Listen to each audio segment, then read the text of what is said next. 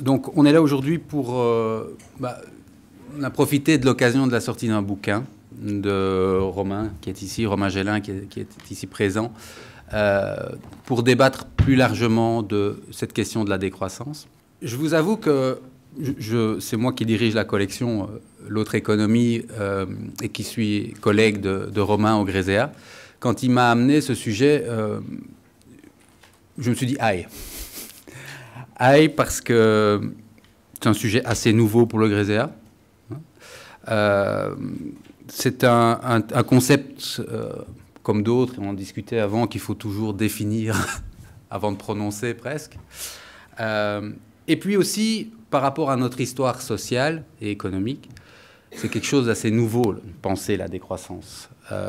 Pourquoi? Parce que notre modèle social, en Belgique en tout cas, est basé sur la croissance, est basé sur le partage de la croissance. Et donc, pour des organisations syndicales, pour le monde progressiste en règle générale, il y a une tradition de penser la société au travers de la croissance. En Belgique, c'est presque une institution, en fait, la croissance. Et donc, parler de décroissance, ben voilà, c'est quelque chose de pas si simple. Et donc, c'est quelque chose, évidemment, aussi puisque c'est pas si simple, de très intéressant. Donc, voilà mes premières réticences. Néanmoins, pourquoi est-ce qu'on s'intéresse à cette question-là? Pourquoi est-ce qu'on s'intéresse à... il y a évidemment la crise climatique, il y a évidemment les problématiques environnementales, mais aussi parce qu'aujourd'hui, en fait, le modèle de croissance, il est remis en cause pas seulement par les progressistes, pas seulement par les décroissants. Je pense que les politiques d'austérité, je pense au rendement à très court terme des entreprises, aux restructurations compétitives. Est-ce que c'est encore la recherche de croissance économique qui mène les élites de ce monde? C'est pas sûr. Et donc, à partir de là, se pose une autre question, c'est est-ce que, parce qu'il faut être assez... On a beau magouiller un peu dans les chiffres du PIB, on voit bien qu'on vit en Belgique et en Europe, dans la plupart des États, une période de stagnation économique, si pas de décroissance. Hein. Mais est-ce que cette décroissance, elle peut se penser, et c'est là le cœur, je pense, du bouquin de Romain, du débat d'aujourd'hui, peut-elle se penser dans le cadre de l'émancipation, dans celui de l'égalité, dans celui d'autres rapports nord-sud, hein, ou doit-elle être subie? Ça, c'est le terme que Romain emploie, subie au travers de politiques d'austérité et de ce qu'on connaît aujourd'hui. Donc voilà un peu la question qui part je vais donner tout de suite la parole aux intervenants, mais qui part d'un concept de base, parce qu'avant de proposer des choses, il faut aussi faire le constat de ce qui existe. Et par rapport aux problématiques climatiques et autres, sommes-nous dans cette fameuse anthropocène, hein, de concept qui commence à arriver dans le débat public, hein, c'est-à-dire sommes-nous tous responsables de ce qui arrive, ou ce que Romain introduit également dans son bouquin, sommes-nous face à une capitalocène, hein, avec une intensité des responsabilités et également différenciée, et également, je pense, une capacité de parler de décroissance en termes de classe sociale. Et je crois que ça, c'est aussi quelque chose qui doit aujourd'hui être important à interroger. Je ne vais pas plus loin. Je remercie d'ores et déjà Paul Ariès d'avoir accepté de faire un long voyage pour venir nous parler ce soir et réagir, entre autres, au bouquin de Romain et de développer d'autres thèses. Mais avant cela, je propose de laisser Romain présenter son ouvrage pendant une vingtaine de minutes, 25 minutes. Ça va? Ça va. Bonsoir à tous et toutes. Vous m'entendez dans le micro? Ouais, tout va bien. Merci d'être là ce soir. Merci à Paul Ariès d'avoir accepté de faire le déplacement et d'avoir accepté de préfacer le livre. C'est vraiment gratifiant pour moi qu'un intellectuel aussi important sur ces questions ait accepté de jouer le jeu et de répondre au débat. Je voulais également remercier, avant de commencer, l'équipe du Gréséa pour ses patientes relectures, Bruno pour ses critiques et ses remarques qui m'ont aidé et nourri tout au long du livre. Donc voilà, de quoi je vais vous parler aujourd'hui. Donc Bruno a commencé à le dire dans l'introduction, un des objectifs de ce livre, c'était un peu de repolitiser cette question du changement climatique, de la crise écologique. On entend souvent parler d'anthropocène, d'une humanité indifférenciée qui serait responsable du changement climatique.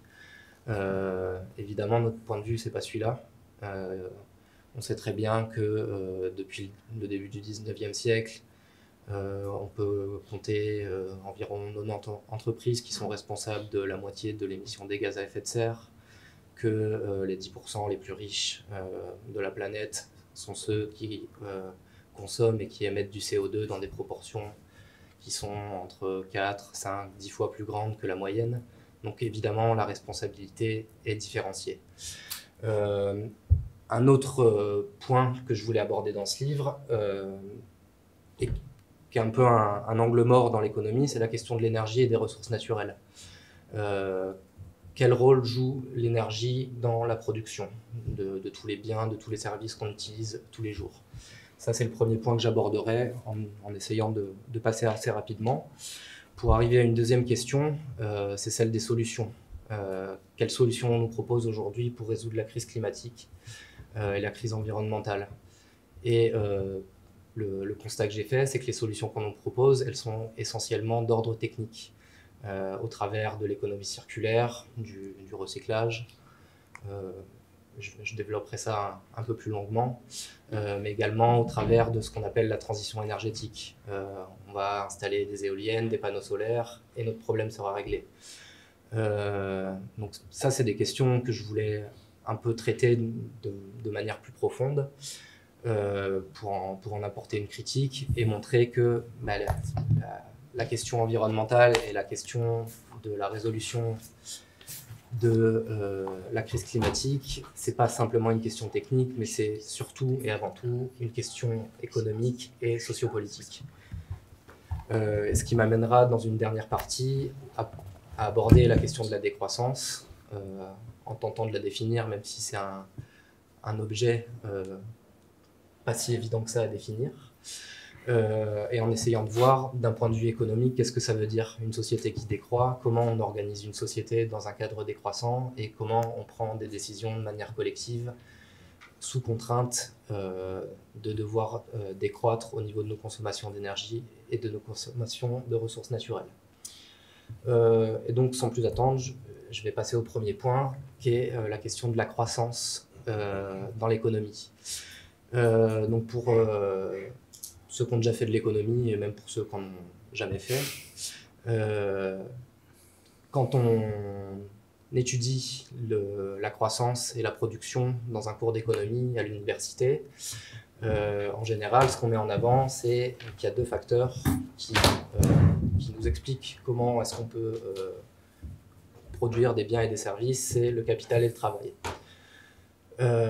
Or, on se rend compte par des études statistiques solides qui ont été faites récemment, mais on s'en doutait déjà depuis déjà quelques décennies, qu'il n'y a pas seulement deux facteurs qui sont nécessaires pour produire des biens et des services, mais que les ressources naturelles sont nécessaires et même indispensables. Je pourrais commencer par le cas des métaux, et des exemples tout simples. Vous avez tous dans vos poches des smartphones et ce type d'appareil. Les rues sont remplies de voitures.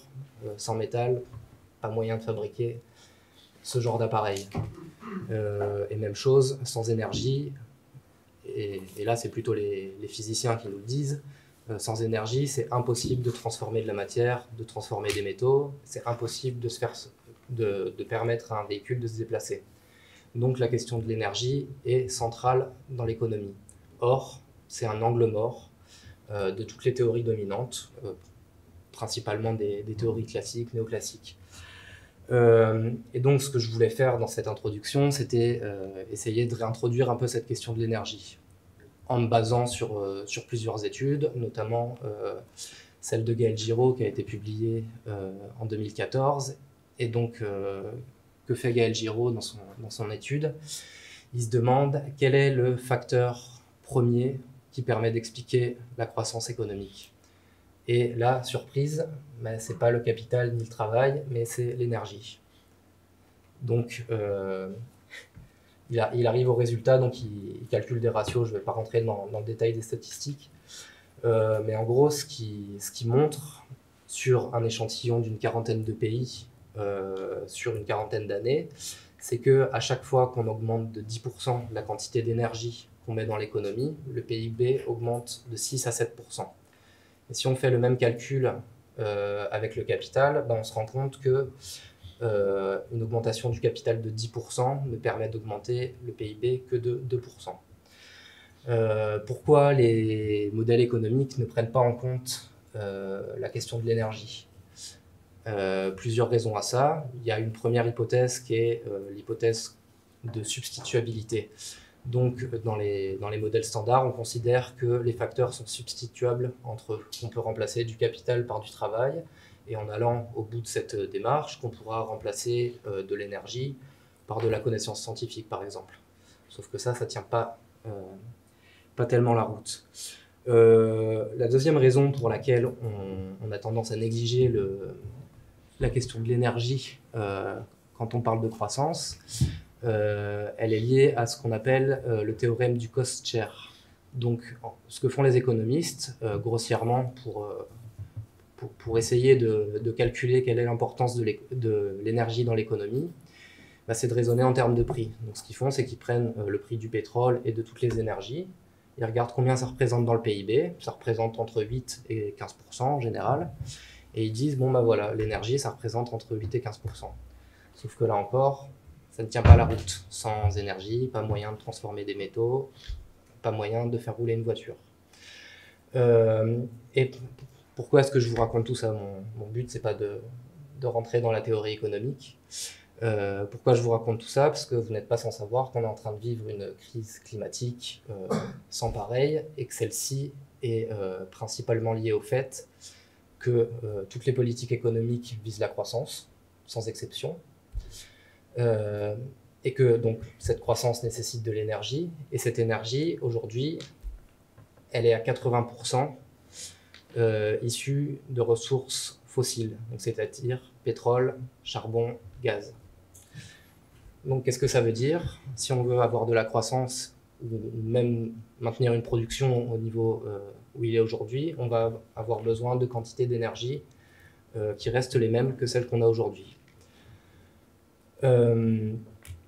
Ça, c'est le premier problème.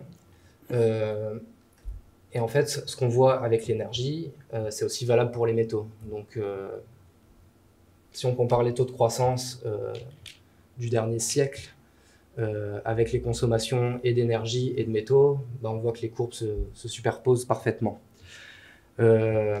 Et donc, qu'est-ce qu'on doit retenir de ça? C'est qu'il n'y a pas de découplage possible. Donc, quand je parle de découplage, qu'est-ce que je veux dire? Je parle de découplage entre le PIB et l'énergie. Donc, ça veut dire production égale énergie. C'est quelque chose duquel on ne pourra pas sortir. Ce constat étant fait, il y a un certain nombre de solutions qui nous sont proposées. Donc, vu qu'on a besoin d'énergie pour maintenir nos productions, ce qui nous est proposé, bah, c'est de passer des énergies fossiles à des énergies renouvelables. Et de la même manière, puisqu'on a besoin de métaux pour mettre en œuvre nos productions, qu'est-ce qu'on va faire? Ben, on va mettre en œuvre l'économie circulaire, c'est-à-dire qu'on va faire en sorte de réutiliser au maximum les matières premières. Ici, vous voyez un schéma de l'économie circulaire, c'est le schéma de l'ADEME, l'Agence française de l'environnement. Et donc, qu'est-ce que c'est en quelques mots l'économie circulaire? Une économie circulaire, c'est une économie dans laquelle on n'a pas besoin d'extraire de nouvelles ressources. Donc, c'est-à-dire qu'on a des ressources existantes, on les utilise pour fabriquer des produits qui sont consommés et qui ensuite arrivent en fin de vie et finissent comme déchets. Et le but, c'est de créer une boucle, c'est-à-dire que les déchets ne soient plus majoritairement enfouis ou incinérés comme ils le sont aujourd'hui, mais que les déchets puissent servir de matière première. Donc, sur le papier, c'est super, y a des solutions techniques, il n'y a qu'à les mettre en œuvre et le problème sera réglé. Sauf que les choses ne se passent pas si facilement, et qu'on se rend compte en approfondissant un peu la réflexion que ce type d'économie circulaire rencontre un certain nombre de limites que je pourrais classer de plusieurs manières. Donc, déjà, il y a des limites techniques. Quand on prend un lingot d'aluminium et qu'on le fond pour refaire un lingot d'aluminium, on est obligé d'utiliser de l'énergie, comme je vous ai dit, de la chaleur. Et à chacun de ces processus, il y a ce qu'on appelle une perte au feu. Donc on perd 1 ou 2% du lingot. Donc si on fait ça 50, 100 fois, bah, il ne reste plus grand-chose du lingot. Donc à long terme, l'économie circulaire, ça ne nous permet pas de maintenir un même niveau de production. Parmi les problèmes que je pourrais mettre dans les problèmes techniques, il y a le problème de la complexité de tous les objets qu'on utilise. Je vais reprendre encore une fois l'exemple de nos smartphones. Un smartphone, ça pèse quelque chose comme 200, 300 grammes. Et dedans, il y a une soixantaine de matériaux, dont 40, 45 métaux. 200 grammes, 45 métaux, vous doutez bien que la quantité de chaque métal qu'on va retrouver dans le téléphone est tout à fait infime. Ce qui fait que techniquement, pour récupérer chacune de ces matières, ça demande des quantités d'énergie qui sont importantes. Et en plus, on n'arrive pas très bien à le faire pour tous les métaux. Donc ce qui se passe concrètement, c'est qu'on récupère les métaux qui ont une valeur économique importante. Quand il y a de l'or, quand il y a du cobalt, quand il y a de l'argent. Ça, il y a moyen de les revendre sur le marché à un prix intéressant. Et par contre, il y a toute une série de métaux qu'on ne recycle pas. C'est notamment le cas du lithium de nos batteries. Le lithium, aujourd'hui, il est recyclé à 1%, pour des raisons qui sont pour partie techniques, mais aussi pour des raisons qui sont liées au fonctionnement des marchés et à la fixation des prix. Qu'est-ce que j'entends par là? Le lithium vierge extrait des mines, il coûte moins cher à produire que le lithium qu'on va recycler dans les usines. Ce qui fait que le lithium, on le recycle que à 1%. Donc ça, c'est un deuxième frein qui est plutôt lié au fonctionnement de nos économies. Enfin, troisième frein, pour mettre en œuvre une économie réellement circulaire, et je ne vais pas rentrer dans le détail, on pourra y revenir pendant le débat si vous voulez. Troisième frein, pour mettre en œuvre une économie réellement circulaire, il est lié au fonctionnement de la politique.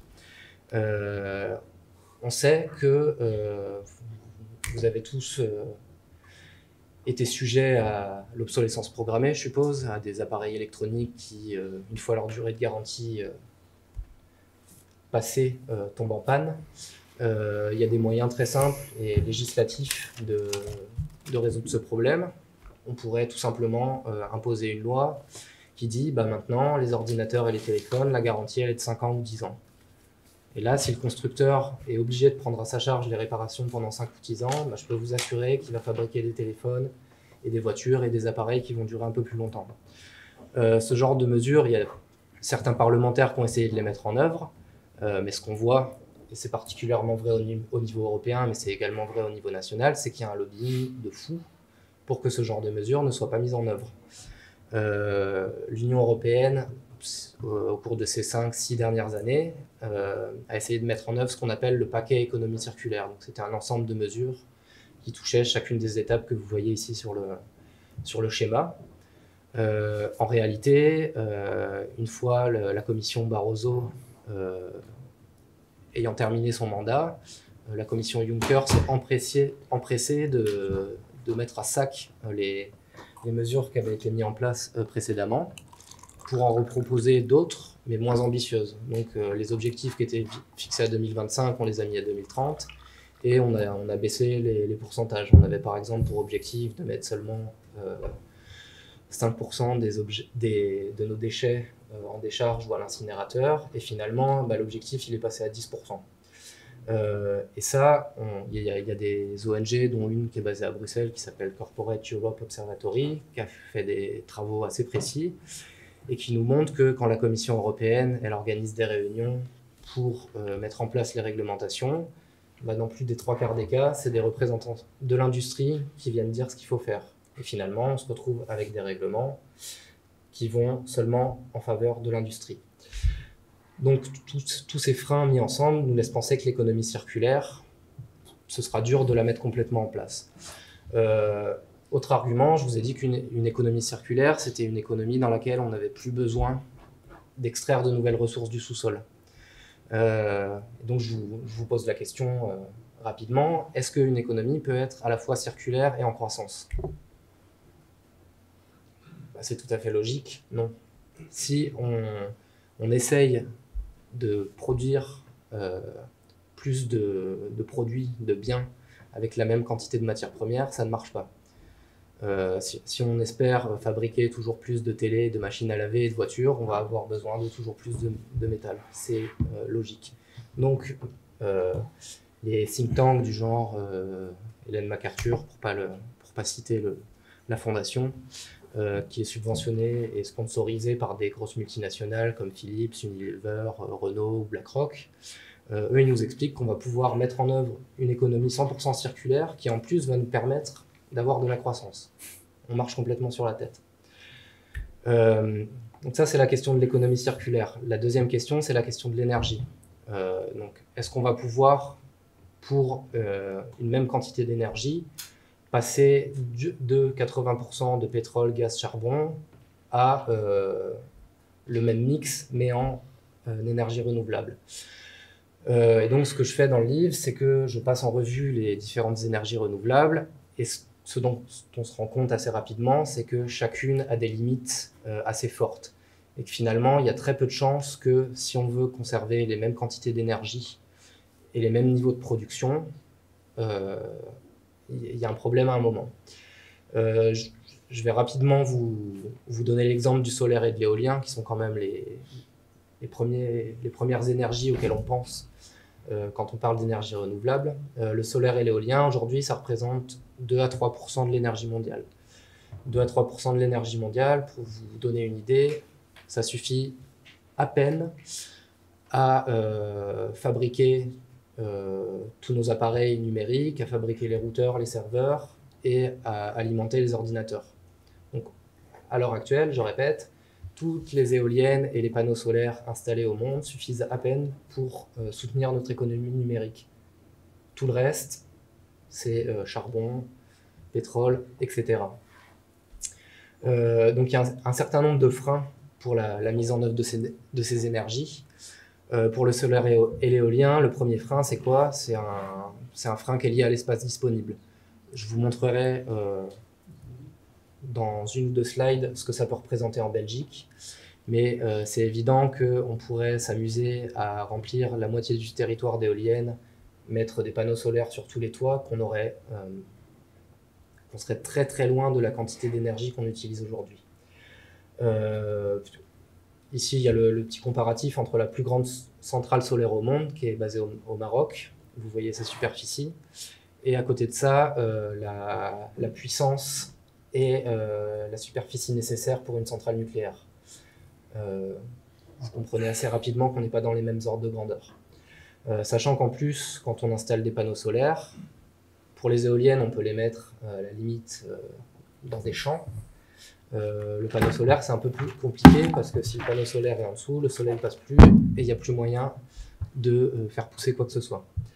Le deuxième problème lié aux énergies renouvelables, c'est qu'elles sont intermittentes. Donc quand bien même on aurait installé suffisamment de panneaux solaires et d'éoliennes pour avoir les quantités d'énergie souhaitées, le solaire ne produit que quand il y a du soleil par définition et l'éolien que quand il y a du vent. Donc même en regardant les capacités installées, on n'arrive pas à une production équivalente. Donc ça, c'est encore un frein pour les éoliennes. Un autre frein, c'est que les lieux de production et de consommation ne correspondent pas toujours. Il y a une semaine ou deux, il y avait un article dans l'Echo qui nous expliquait qu'en Allemagne, il y avait un petit problème en ce moment. Il y a beaucoup d'éoliennes qui ont été installées. C'est un des pays qui a le plus d'énergie renouvelable dans son mix. Le problème, c'est que les éoliennes, elles sont tout au nord, près de la mer, et que les zones industrielles, elles sont tout au sud. Et donc, entre les deux, il faut construire des réseaux de transmission qui, eux, demandent des quantités de métaux qui sont faramineuses. Et là encore, ça pose un problème. Et donc, la question des métaux, ça va être également un frein si on souhaite passer au tout renouvelable. Donc, ce qu'on est en train de faire en promouvant le renouvelable tous azimuts, c'est de passer d'une dépendance au pétrole et aux énergies fossiles à une dépendance aux métaux. Et donc vous voyez ici que pour produire 1 mégawatt d'énergie avec les différentes sources d'énergie existantes, quand on est dans le solaire et dans l'éolien, c'est là qu'il nous faut le plus de métal. Donc la conclusion, une des grosses conclusions de l'ouvrage, c'est que les questions techniques, les solutions techniques ne seront jamais suffisantes si on veut maintenir des niveaux de consommation équivalents à ceux qu'on a aujourd'hui. C'est un débat auquel il faut mettre fin. C'est une solution à laquelle on ne trouvera pas de réponse par ces biais-là. Ce qui me pousse à penser que la crise écologique, ce n'est pas une question technique, mais c'est une question avant tout d'organisation socio-économique. Qu'est-ce qu'on veut faire de l'économie ? Pourquoi on produit et comment on répartit les richesses. Et c'est là que les économistes et que les chercheurs en sciences sociales devraient mettre tous leurs efforts. Pas savoir si on doit prendre l'argent de la Banque Centrale Européenne et dépenser des milliards pour installer des éoliennes de partout. La réponse est déjà plus ou moins connue. Et donc, le dernier point qui m'a intéressé dans le livre, c'est de savoir comment on fait pour mettre en place une économie qui va disposer de moins d'énergie. Et comme je vous l'ai dit au début, moins d'énergie, moins de production. Donc comment on fait pour gérer collectivement une économie qui va être de fait en décroissance? Et la réponse, elle est à trouver dans la répartition des richesses, tout simplement. Tout simplement. Tout simplement. C'est plus facile à dire qu'à faire. Mais là où on peut s'estimer assez heureux, c'est que les solutions, elles existent et on les connaît déjà. Aujourd'hui, on est en train de signer tous azimuts des méga accords commerciaux avec les États-Unis ou le Canada. Ces accords commerciaux, ils visent à quoi? À échanger des marchandises sur des milliers de kilomètres. Un projet de décroissance, c'est évidemment un projet de relocalisation. Et le fait de signer des accords commerciaux dans tous les sens, ça va complètement à l'encontre de ça. De la même manière, la question de l'agriculture est tout à fait centrale. On a tous besoin de se nourrir, vous le savez tous. Mais le problème, c'est qu'aujourd'hui, l'agriculture, elle est responsable de quasiment un tiers, si on prend toute la chaîne, des émissions de gaz à effet de serre. Et ça, c'est notamment lié au fait qu'on utilise des intrants qui sont issus de l'industrie chimique, pour beaucoup, et qui ont besoin d'énergie fossile pour leur production. C'est également lié au fait qu'on déplace des marchandises sur des centaines et des milliers de kilomètres. Donc là, un projet de relocalisation, c'est évidemment pas un projet de libre-échange tous azimuts. De la même manière, qu'est-ce qu'on pourrait faire sur la question du travail? Comment on organise une société qui, à la fois, est respectueuse de l'environnement et à la fois permet que tout un chacun puisse avoir accès à des biens et des services de base, comme l'eau, les transports, des vêtements. Et là, il y a des solutions qui sont connues depuis bien longtemps. Et une première solution qui est portée par les syndicats notamment, c'est la réduction collective du temps de travail. Et je dis ça dans quel sens? Dans le sens travailler moins pour produire moins, pour consommer moins. C'est aussi une manière de partager un peu mieux l'emploi.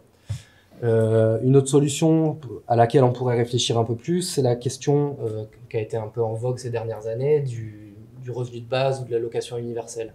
Donc évidemment là, je mets directement en touche les versions qui consistent à saupoudrer des minima sociaux en échange d'une mise à sac du marché du travail ou des allocations sociales. C'est pas de ça que je suis en train de parler. Là, je pars plutôt d'un revenu de base qui serait à la fois inconditionnel et qui permettrait de partir des besoins en premier, donc qui serait fixé au moins au niveau du seuil de pauvreté, et qui pourrait être pour partie versé en nature. En nature, qu'est-ce que je veux dire? Par un droit de tirage sur l'eau, par exemple. Donc on pourrait chacun avoir une quantité d'eau disponible qui serait nécessaire pour nos besoins, et ensuite surtaxer les mésusages. C'est-à-dire que quelqu'un qui veut remplir sa piscine ou nettoyer son 4x4, eh ben, il devra payer son mètre cube d'eau bien plus cher que pour un usage normal, qui devrait être gratuit et un service public et de base. Donc là, il y a aussi pas mal de possibilités. C'est une voie dans laquelle, quand on parle de décroissance, à mon avis, il faut se lancer. À côté de ce revenu de base, c'est évident que, je l'ai dit en introduction, les 10% les plus riches sont ceux qui polluent le plus. C'est évident qu'en parallèle de ce revenu de base, on doit mettre en place un salaire et des revenus maximum. Personne ne peut justifier qu'un PDG s'en aille avec un parachute doré après avoir restructuré son entreprise et fait chuter le chiffre d'affaires, s'en aille avec des milliers de fois le salaire minimum. Donc là, évidemment, on pourrait réfléchir à des modes de rémunération un peu plus décents et à une échelle des salaires qui pourrait aller de 1 à 4, 1 à 12, 1 à 20. C'est des choses qu'on devrait déterminer démocratiquement, évidemment. Et enfin, je vais vite, chose importante qu'on devrait et qu'on pourrait reprendre en main, c'est la question de la finance. Aujourd'hui, l'essentiel de la création monétaire est dû aux banques commerciales, que vous connaissez tous. Il y a une dizaine d'années, il y a eu une crise financière. En Belgique, il y a eu une banque qui s'appelait Dexia, qui a fait faillite, et que l'État belge a racheté pour la partie des activités belges pour 4 milliards d'euros. Ça a coûté à chaque citoyen belge environ 400 euros. Aujourd'hui, et ça fait depuis 1 an ou 2, le gouvernement de droite tente de remettre l'entreprise en bourse.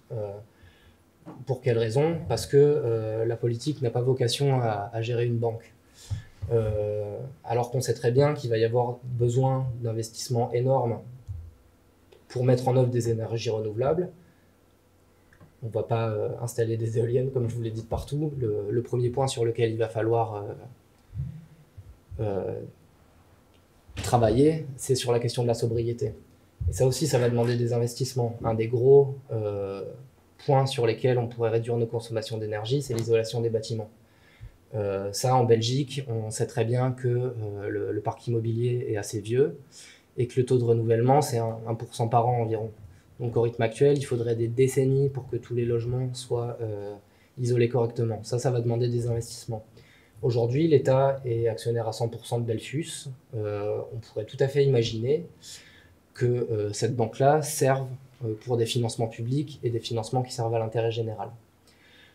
Donc voilà un peu rapidement des mesures économiques qui pourraient être mises en place. Et rapidement pour finir, évidemment, ces mesures économiques, elles ne vont pas tomber du ciel et elles doivent s'inscrire dans une institution politique. Et donc, il va falloir qu'on puisse décider et reprendre en main de manière citoyenne les prises de décision. Il y a eu la crise des Gilets jaunes depuis 1 an. Une des premières revendications, c'était un peu plus de démocratie participative et notamment de mettre en place un référendum d'initiative citoyenne. Dans quel but? Que les décisions ne consistent pas à être prises seulement par des hommes politiques qui ont été élus et désignés par un bulletin mis dans l'urne une fois tous les 5 ans, et ensuite on leur donne un blanc-seing pour bien souvent ne pas respecter leurs promesses. Donc là, un des gros points et un des premiers points sur lequel les mouvements sociaux et les associations qui s'intéressent à ces questions environnementales devraient œuvrer, c'est évidemment à faire en sorte qu'on ait une démocratie bien plus participative et qu'on puisse mettre en œuvre des systèmes pour prendre des décisions collectivement et démocratiquement. Et je vais m'arrêter là. Merci Romain. Bon, je sais que c'est un exercice difficile de présenter un bouquin en 25 minutes, donc vous aurez l'occasion de revenir sur, parce que tu as brassé beaucoup de sujets, de revenir avec des questions juste après. Je vous propose maintenant d'écouter Paul Ariès, qui nous fait le plaisir d'être là, qui est Vous êtes difficile à présenter, en fait. Directeur de l'Observatoire international de la gratuité, rédacteur en chef de la revue Les Indignés, entre autres, et auteur de multiples ouvrages qui sont disponibles également sur la table là-bas. Et le dernier, enfin, celui qui est le plus en rapport avec cette conférence, écologie et culture populaire. Donc je vais vous laisser réagir. Déjà aussi remercier pour cette préface et pour votre déplacement d'aujourd'hui. Et vous laisser la parole dès maintenant. Bonsoir. J'assume totalement mes deux casquettes, celle du politologue spécialiste de l'alimentation et celle du citoyen engagé. J'ai été pendant de nombreuses années président pour la France d'une toute petite ONG qui s'appelle le CETIM, le Centre Europe Tiers-Monde, dont la devise est « Il n'y a pas un monde développé et un monde sous-développé, mais un seul monde mal développé ».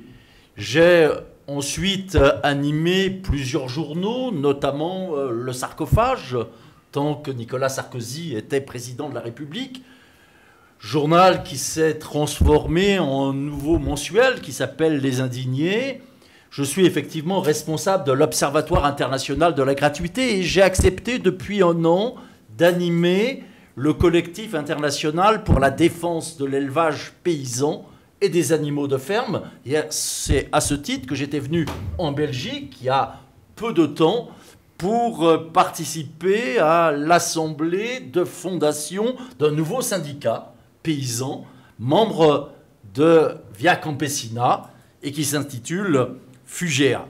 Alors j'ai eu beaucoup de plaisir à dialoguer avec Romain indirectement, en écrivant ma préface.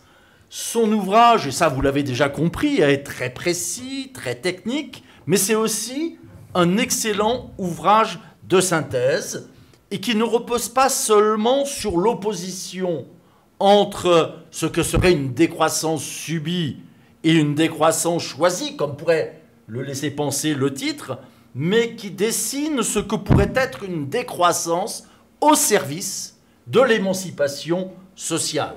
C'est-à-dire, que produit-on, comment, pour qui, c'est-à-dire pour satisfaire quels besoins sociaux et qui décide.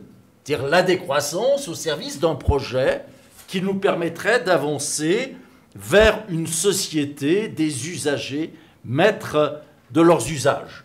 Alors les décroissants, les antiproductivistes, les écologistes, les éco-socialistes, je n'ai pas le fétichisme du vocabulaire, ne sont ni des durs à jouir, ni des pisse-froids qui se complairaient dans l'attente imminente de la fin du monde. Nous disons cependant qu'il faut en finir avec le mythe de la croissance économique salvatrice. Ce n'est pas la croissance économique qui résoudra ni le problème du chômage, ni le problème de la misère. Et je dirais, pour devenir objecteur de croissance, il suffit finalement de cesser de refouler ce que nous savons tous déjà et qui tient en un chiffre. Aujourd'hui, mondialement, nous dépassons chaque année, début août, les capacités de régénération de la planète. C'est-à-dire tout ce qui est produit et consommé après début août l'est au détriment des générations futures. Mais cette date de début août, c'est une moyenne mondiale. Et comme toute moyenne, ça cache plus que ça ne révèle. Aux États-Unis, c'est fin février. Tout ce qui est produit et consommé après fin février l'est au détriment des écosystèmes et des générations futures. En Allemagne, c'est mi-avril, et en France, et je crois que c'est aussi le cas pour la Belgique, c'est début mai. Donc on le voit, la solution, ce n'est pas davantage de croissance économique, quelle que soit sa couleur politique. Bleue, verte, rose, etc. Et moi, j'aime bien me définir comme étant un objecteur de croissance amoureux du bien vivre. Et chaque thème est aussi important l'un que l'autre. Et la décroissance que j'aime, c'est tout sauf l'austérité. C'est tout sauf d'appeler les peuples à se serrer la ceinture, un peu, beaucoup, passionnément ou à la folie. La décroissance, ce n'est pas un concept scientifique. Pas plus et pas moins que la notion de développement durable. Le développement durable, c'est simplement comment pouvoir polluer un peu moins pour pouvoir polluer plus longtemps. La décroissance, nous, on aime bien la définir simplement comme un mot obus, qui sert à décoloniser notre imaginaire. Et le vrai concept que nous avons dans la tête, comme ne cesse de le rappeler mon ami Serge Latouche, c'est la notion d'accroissance, comme on parle d'athéisme, c'est-à-dire la volonté d'aller chercher les solutions en dehors du mythe de la croissance.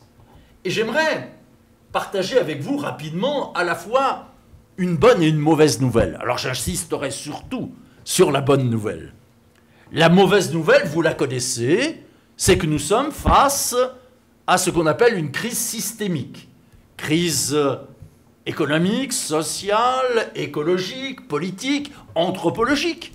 Quel sens donner à nos existences? Quand on dit qu'une crise est systémique, c'est que quelque chose fait lien entre toutes ces crises.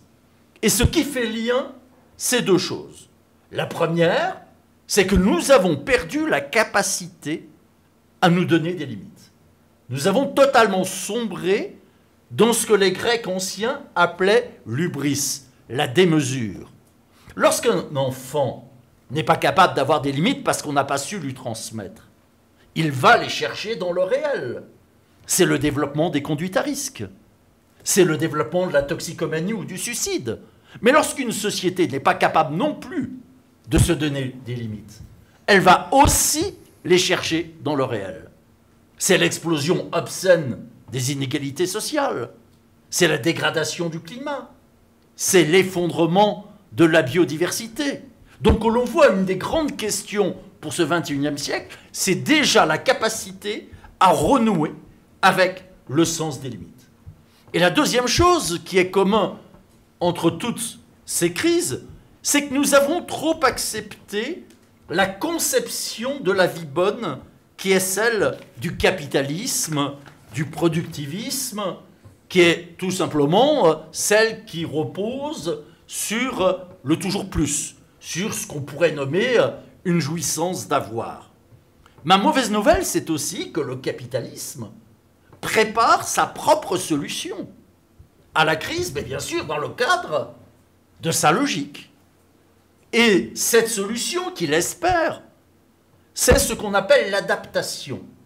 L'objectif aujourd'hui, c'est d'adapter à la fois la planète, mais aussi l'humanité. Adapter la planète, c'est ce qu'on appelle l'anthropocène. Et avec mon équipe, on a recensé l'ensemble des projets les plus financés aujourd'hui à l'échelle mondiale pour développer cette géo-ingénierie du climat, c'est-à-dire la volonté de prendre le contrôle du climat. Alors ces projets, vous les connaissez. C'est par exemple le projet d'interposer entre le Soleil et la Terre un bouclier composé de centaines de milliers de satellites faisant de l'ombre à la Terre grâce à leurs grandes ailes. C'est le projet de répandre dans la stratosphère des milliards de tonnes de poussière de soufre et d'aluminium afin de freiner le réchauffement planétaire. C'est le projet, par exemple, aussi de jeter dans les océans des milliards de balles comme des balles de tennis de couleur blanche pour faciliter la réflexion solaire. Ou le projet de peindre en blanc 6% du globe pour freiner, là encore, le réchauffement planétaire. Nous ne l'aurons pas, tout est prêt. La technoscience, les capitaux, on calcule déjà le retour sur investissement. Mais il n'y a pas que la planète qu'on souhaite adapter, c'est aussi l'humanité. Et ça, c'est tout simplement ce qui apparaît derrière le mot de transhumanisme. Le transhumanisme, c'est l'idée que l'humanité telle que nous sommes, avec nos limites, nos faiblesses, ne serait plus à la hauteur du capitalisme. Et ce qui est envisagé, c'est déjà une double mutation. De passer de l'homo sapiens sapiens que nous sommes, l'homme qu'il sait, au cyborg. L'individu appareillé, avec des dizaines, des centaines de prothèses techniques intelligentes ou pas. Nous ne l'aurons pas. Ça va nous être imposé au nom de la plus grande générosité. ça permettra de rendre la vue à l'aveugle. Mais comme le dénonce mon ami Jacques Testard, le père scientifique du premier bébé éprouvette, ce qui est en jeu là derrière, c'est bien d'aller vers l'humanité augmentée. Mais il ne s'agit pas d'augmenter 7 milliards d'humains. Il s'agit simplement, bien sûr, d'augmenter, allez, les 1%, c'est-à-dire d'avancer vers un désespècement d'une partie de l'humanité, de cliver l'humanité. Mais il n'y a pas simplement cette première mutation, il y en a une seconde. C'est le passage de l'homo sapiens sapiens que nous sommes à l'homme pharmaceutique, grand consommateur de médicaments et de substances d'amplification cognitive. Je cite dans le texte Anders Sandberg, prix Nobel, grand spécialiste mondial des neurosciences, qui nous dit « Demain matin, on décryptera la formule chimique du sentiment amoureux et on sera capable de se donner ce sentiment à volonté. » Fin de citation. Ce qui vaut pour le sentiment amoureux vaudrait pour l'ensemble des sentiments humains. Le manque d'empathie, par exemple. Donc on le voit, le capitalisme a son propre projet de résolution de la crise. Ce projet est bien sûr totalement contraire à l'intérêt des 99%, et ce projet est totalement irréaliste, puisqu'il ne tient pas compte des limites objectives qui sont celles de la planète. Alors j'avais dit que j'étais surtout venu partager une bonne nouvelle. Et ma bonne nouvelle, eh bien, c'est que la planète est déjà bien assez riche pour permettre à 7, 8, 9 milliards d'humains de vivre bien. Et cette bonne nouvelle, elle a à la fois un fondement économique et un fondement culturel. Tout d'abord, le fondement matériel, économique. L'ONU ne cesse de rappeler qu'il suffirait de mobiliser 30 milliards de dollars par an pendant 25 ans pour régler le problème de la faim dans le monde. 30 milliards de dollars et plus personne ne meurt de faim. Et l'ONU ajoute que si on mobilisait toujours pendant 25 ans 70 milliards de dollars, on réglerait le problème de la grande pauvreté. Alors rassurez-vous ou inquiétez-vous, ces 30 ou ces 70 milliards, on ne les trouve pas. Mais le budget officiel de l'armement, 1600 milliards de dollars. Le marché publicitaire mondial, 780 milliards de dollars. Ce que les spécialistes appellent le produit international criminel, l'argent sale. 1000 milliards de dollars. 10 à 15% de l'économie mondiale, à comparer au même pas 1% qu'on concède pour ce qu'on appelle l'aide au développement. Et le seul gaspillage alimentaire nord-américain, États-Unis et Canada, le seul gaspillage alimentaire nord-américain, c'est 100 milliards de dollars par an. 3 fois ce qui serait nécessaire sur le plan comptable pour résoudre le problème de la faim dans le monde. Donc oui, la planète est déjà bien assez riche. Ma bonne nouvelle, elle a aussi un fondement culturel. Moi, je suis aujourd'hui très à l'écoute de tous ces nouveaux gros mots qui fleurissent à l'échelle mondiale pour dire les nouveaux chemins de l'émancipation. Parce qu'il faut le reconnaître, les gros mots qui nous ont servi au XIXe et au XXe siècle pour mener nos combats émancipateurs ont été démonétisés, salis par un certain nombre de tragédies historiques. Le socialisme réellement existant reconverti en stalinisme. La social-démocratie reconvertie en social-libéralisme. L'échec de la transformation de la société par en bas. Eh bien, beaucoup de ces nouveaux gros mots nous viennent aujourd'hui des pays du Sud, des pays pauvres. Premier gros mot, c'est la notion de bien vivre, de buen vivir, comme disent nos amis sud-américains. Alberto Acosta, le père du mouvement du buen vivir, l'ancien président du Conseil constitutionnel de Bolivie, le dit, le bien vivre, ce n'est pas le bien-être ce n'est pas le bien-être au sens de la société d'hyperconsommation. Dans la philosophie négro-africaine de l'existence, on trouve la notion de plus vivre. En Inde, on parle de vie pleine. Vie pleine, plus vivre, bien vivre, c'est autant de façons de dire que la solution n'est pas du côté du toujours plus. Que les peuples n'aspirent pas, j'y reviendrai tout à l'heure, à vivre à la façon des dominants et des puissants. Deuxième cadeau conceptuel que nous font les pays du Sud, c'est la notion d'extractivisme et d'anti-extractivisme. Ce sont les paysans les plus pauvres du Brésil, les paysans sans terre, qui ont d'abord inventé cette notion d'anti-extractivisme pour dénoncer le régime de la monoculture agricole, par exemple le régime de la canne à sucre ou de la banane. Puis ils ont étendu cette notion pour refuser des méga-projets industriels, y compris la construction de grands barrages hydrauliques. Et le mouvement des paysans sans terre, le mouvement des affligés, pour utiliser leur langage, par les barrages, n'est pas par principe contre l'énergie hydraulique, mais il pose la bonne question. L'énergie, pour qui, pour faire quoi? Il conclut en disant de l'énergie, il y en a déjà assez pour satisfaire les besoins de la population. Ceux qui ont besoin de toujours plus d'énergie, c'est les grandes firmes économiques, et c'est la petite minorité qui vit selon ce qu'on pourrait appeler le mode de vie occidental. Ce refus de l'extractivisme, c'est aussi une résurgence de ce qu'on entendait en Afrique au moment de la décolonisation. Lorsque nos amis africains dénonçaient ce qu'ils appelaient les éléphants blancs.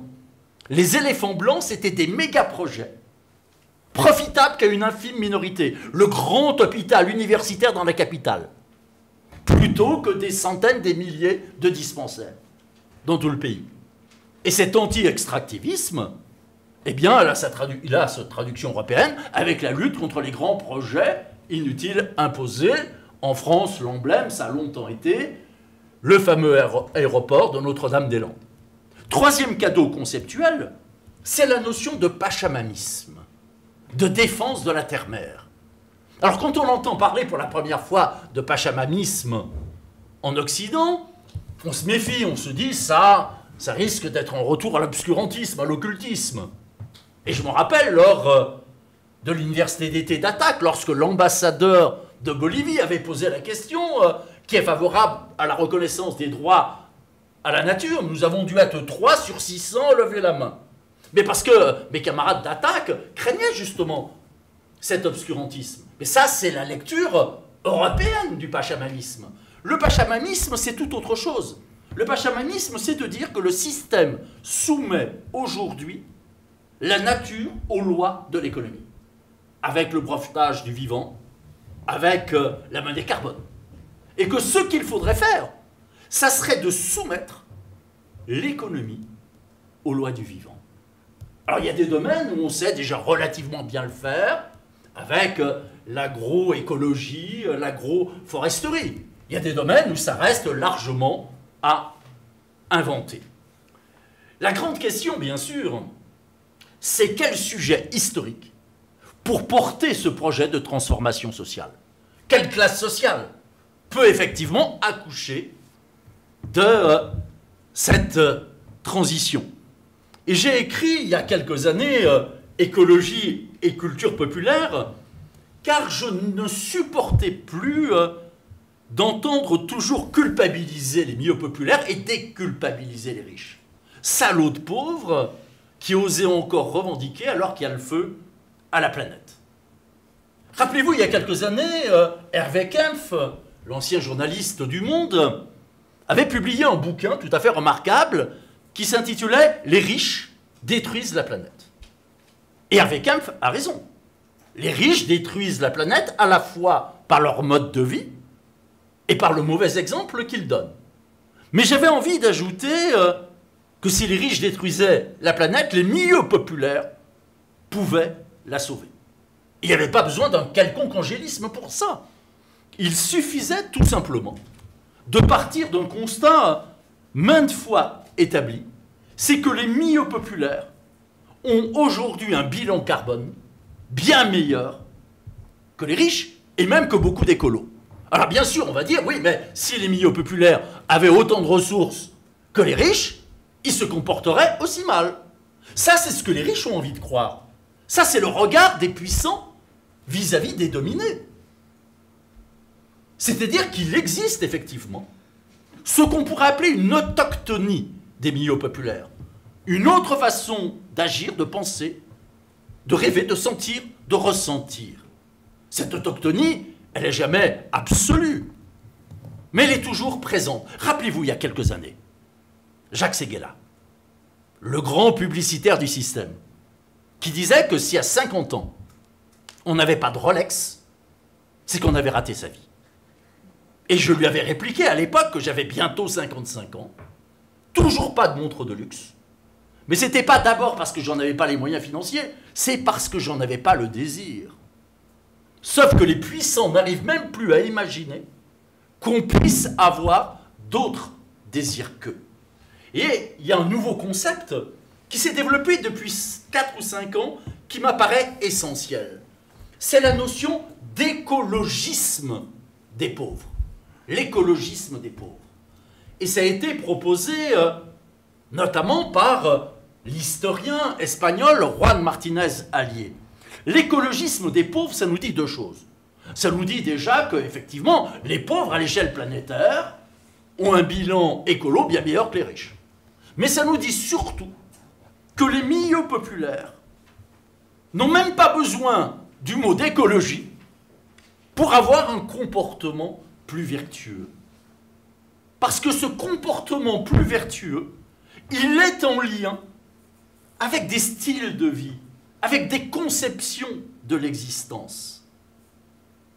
Je crois qu'il est important de changer le regard que l'on peut porter habituellement sur les milieux populaires. Quand on parle des milieux populaires, on a toujours un regard négatif. On pense toujours en termes de manque. En économie, le manque de pouvoir d'achat. En éducation, le manque de culture. En psychologie, le manque d'estime de soi. En politique, le manque de participation. Tout ça, c'est sans doute en partie vrai, mais ça masque l'essentiel. L'essentiel, c'est que les gens ordinaires, les 99%, nous tous, nous ne sommes pas des riches auxquels ne manquerait que l'argent. Nous ne sommes pas des riches auxquels ne manquerait que l'argent. C'est-à-dire que nous avons déjà, nous entretenons déjà, et là, je dirais que pour rédiger mon bouquin, je me suis appuyé sur des centaines de travaux d'historiens, d'économistes, de psychologues, de géographes. Nous avons un autre rapport à l'argent, un autre rapport au travail, un autre rapport à la consommation, un autre rapport à l'espace, à la nature, au temps, un autre rapport au vieillissement, à la mort, donc à la vie. Je prendrai simplement 2 exemples pour aller vite. Il existe un rapport populaire à l'argent et un rapport bourgeois à l'argent. Le rapport bourgeois à l'argent, on le connaît. C'est lorsque l'argent fonctionne selon ce que les psychanalystes appellent un symbole primaire. C'est-à-dire que l'argent, c'est le symbole de la toute-puissance. C'est l'argent qui permet de tout acheter. Ça, c'est pas l'expérience qu'ont les milieux populaires de l'argent. L'expérience qu'ont les milieux populaires de l'argent, c'est au contraire celui du patou, de la non-toute-puissance. C'est-à-dire du sens des limites qu'ils expérimentent de génération en génération, à travers, effectivement, le mode de vie qui est le leur. Le rapport au travail n'est pas le même, non plus, selon les milieux sociaux. Ce qui est premier dans le rapport au travail, pour les milieux populaires, ce n'est pas l'argent. Bien sûr, on travaille tous pour avoir un salaire.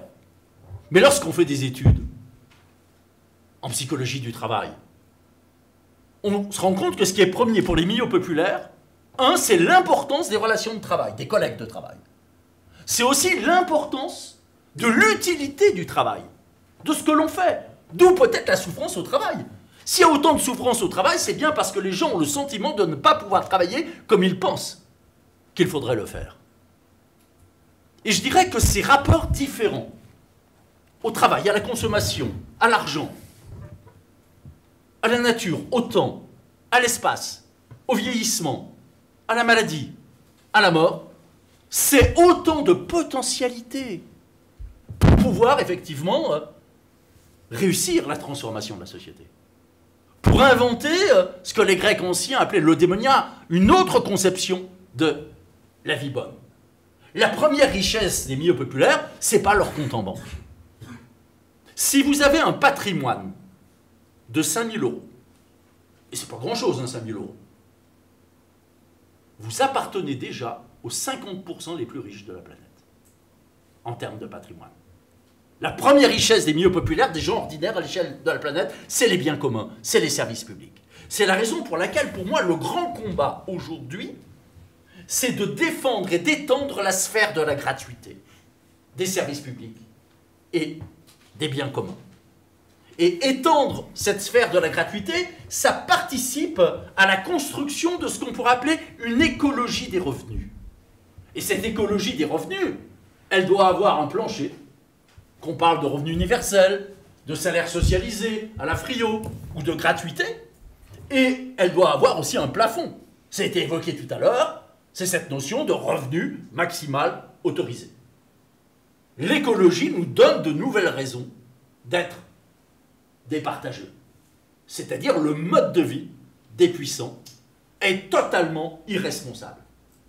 Il ne repose plus seulement sur l'appauvrissement du plus grand nombre, mais sur la destruction des écosystèmes. Alors quand on parle d'avancer vers une civilisation de la gratuité, il faut bien s'entendre. Quand on parle de gratuité, il s'agit toujours d'une gratuité construite. Déjà économiquement construite. L'école publique est gratuite, mais elle est payée par nos impôts.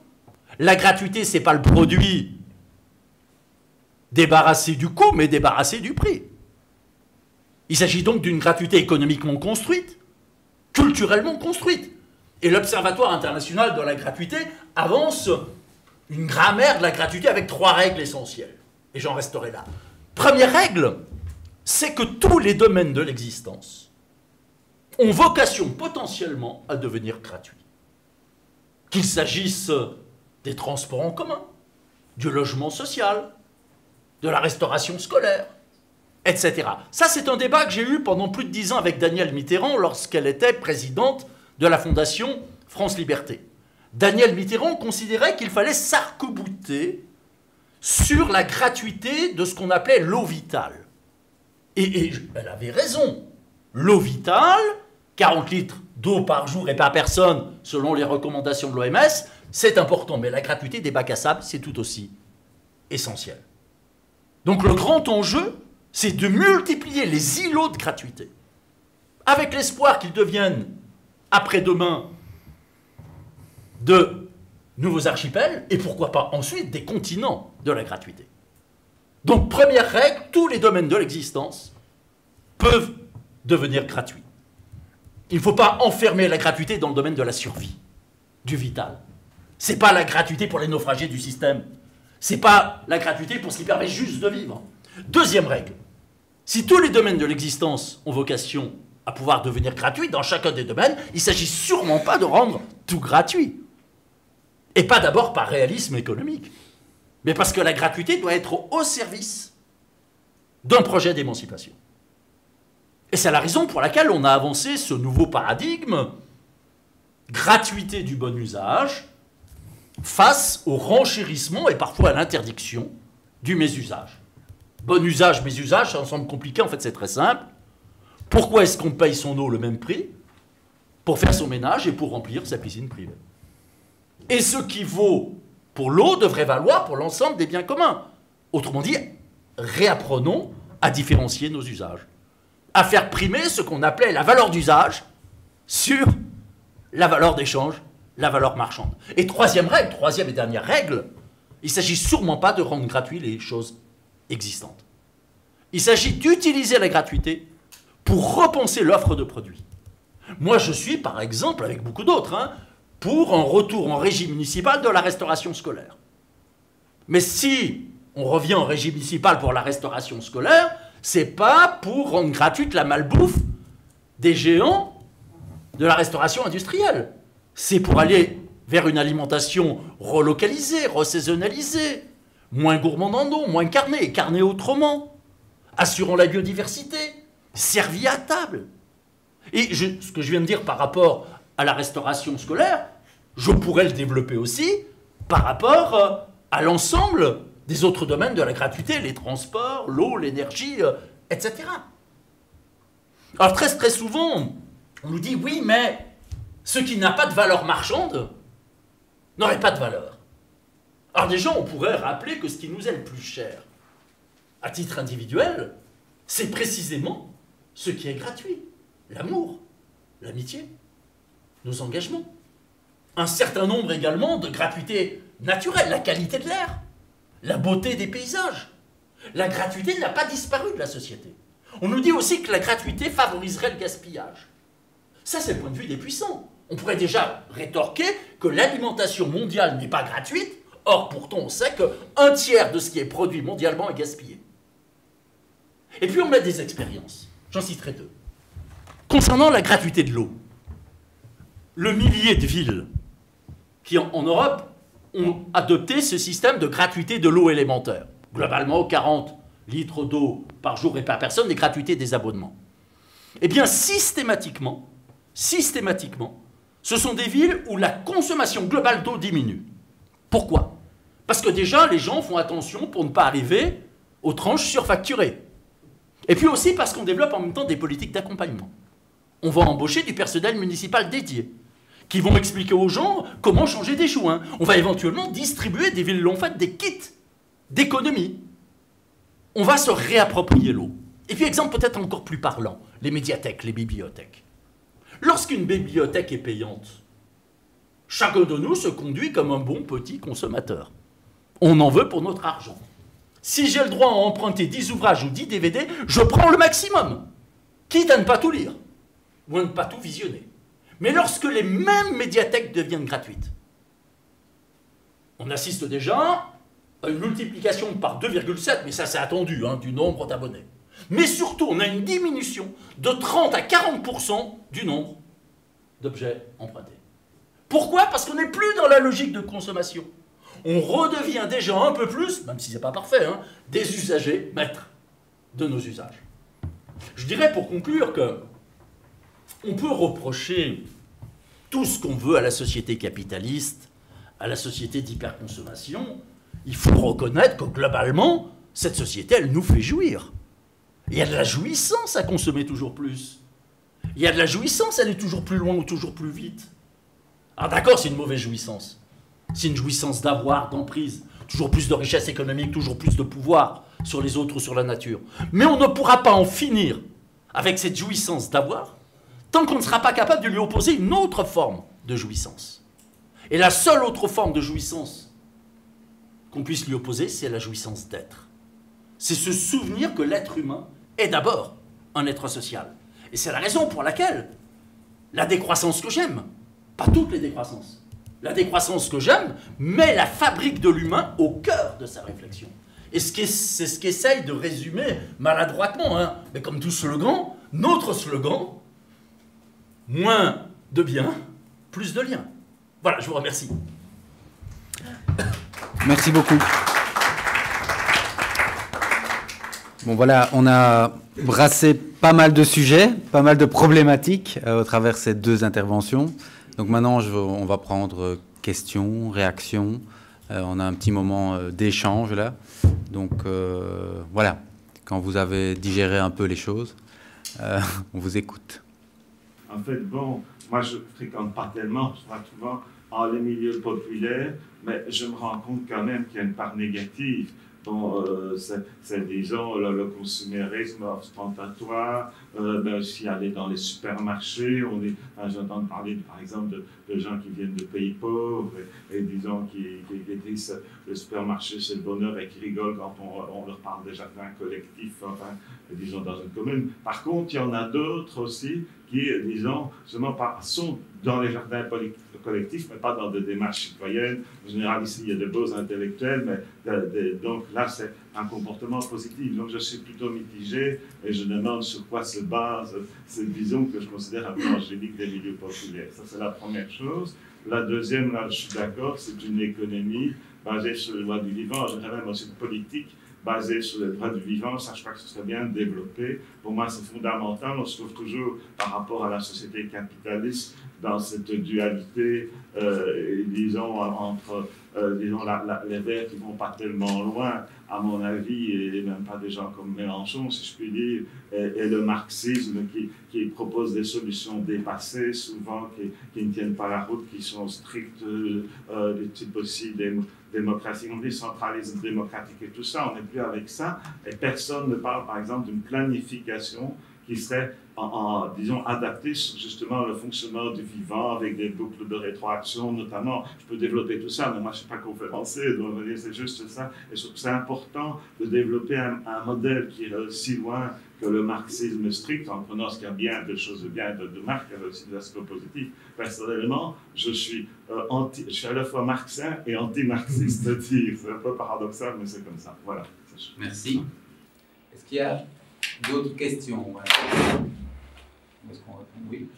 J'ai une question plus sur... parce que les points sont assez argumentés, donc c'est plus par rapport à ce qui n'a pas été abordé, par rapport à la surpopulation. C'est une question qui vient souvent au début du XXe, on disait déjà la surpopulation, ça va être le bazar. Au final, on a réussi à créer des engrais, machin. Enfin, bref. On arrive à 7 milliards, tout à l'heure vous avez dit 7, 8, 9 milliards. Est-ce qu'il y a une limite? Et dans tout ce qui est décroissance, il y a aussi le terme de population que je ne revois pas forcément, parce que je n'ai pas tout lu.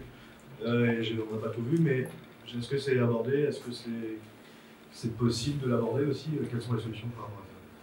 Alors peut-être déjà pour réagir par rapport à la première question, il ne s'agit sûrement pas d'idéaliser les milieux populaires. Les milieux populaires peuvent se comporter comme des salauds. Ils peuvent être racistes, homophobes. Il s'agit de constater des potentialités en matière de style de vie, de mode de vie. Et lorsque je parle de milieux populaires, en réalité, je ne sais pas trop comment les nommer. Parce qu'aujourd'hui, nous sommes orphelins. Avant, on parlait du prolétariat, c'était facile. Pierre Sansot avait parlé des gens de peu. Et pendant longtemps, j'ai parlé des gens de peu. Puis, une personne est venue me voir à la fin de la conférence en me disant « Je me sens quand même pas trop de peu ». Alors après, j'ai parlé des gens ordinaires. Et on m'a dit « Mais bon, moi, je me sens pas vraiment ordinaire ». J'ai parlé de gens du commun. Et là aussi, on m'a dit « Je me sens pas trop commun ». Ça, c'est une victoire du système. C'est une victoire du système d'être arrivé à nous priver de noms communs. Comment nous identifier?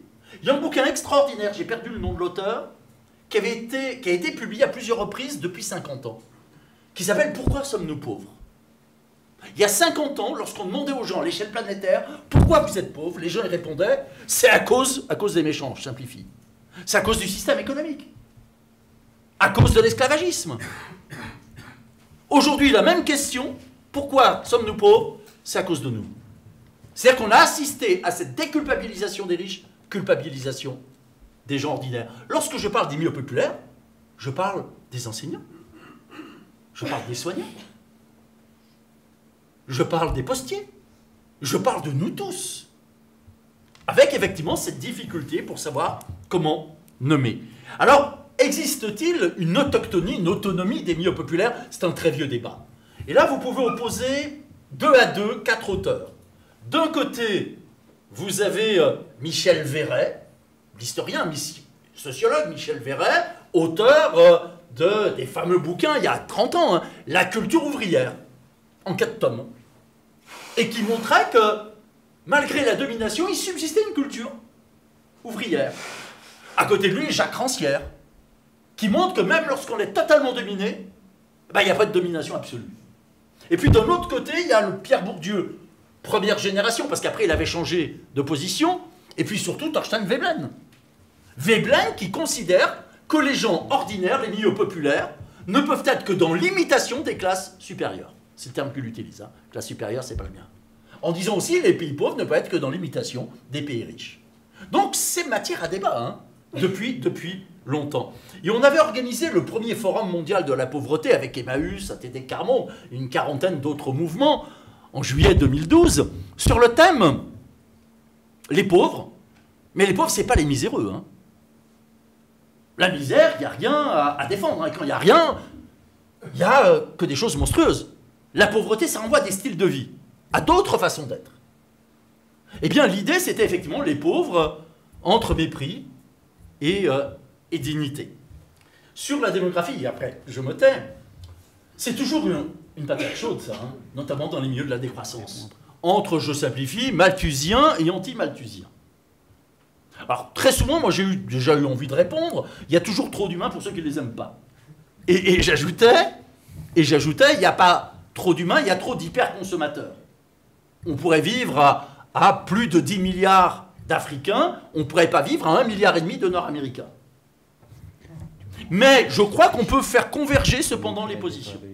C'est ce qu'on avait essayé de faire dans un appel, une tribune, paru l'an dernier dans Mediapart. En disant, néo-malthusiens et anti-malthusiens peuvent se retrouver en disant, si on veut résoudre la transition écologique, mieux maîtriser la fécondité, eh bien, il faut remettre en cause les inégalités sociales. On sait que la misère, c'est le lit de nombreuses grossesses. Si l'on veut mieux maîtriser la transition démographique, il faut développer l'éducation des petites filles. Il faut renforcer le féminisme. Il faut combattre l'obscurantisme religieux. Donc je crois qu'on peut se retrouver sur effectivement des combats communs, qu'on appartienne effectivement plutôt à une lecture malthusienne, néo-malthusienne, ou qu'on appartienne effectivement, ce qui est mon cas, à un camp anti-malthusien. Mais en revanche, on peut partager des combats. Merci. Romain. Oui, sur la population, j'aurais à peu près la même réponse. Quand on regarde l'empreinte environnementale d'un Européen, il faudrait 3 planètes si tout le monde avait le même niveau de vie, 5 planètes pour un Américain, et quand on regarde pour un Latino-Américain ou pour un Africain, c'est une demi-planète. Donc si tout le monde vivait comme un Africain ou un Latino-Américain, on pourrait être 2 fois plus nombreux, et ça poserait pas de problème. Donc la question de la population, c'est qu'il y a probablement trop de gens qui consomment trop que trop de population de manière générale. Puis il y avait d'autres chiffres, c'était si tout le monde vivait comme un Burkinabé, on pourrait être 22 milliards, quelque chose comme ça. Donc la question, c'est peut-être pas qu'on ait tous envie de vivre comme des Burkinabés, mais il y a un écart entre les deux, quoi. En termes d'espace aussi, 22 milliards par exemple sur Terre,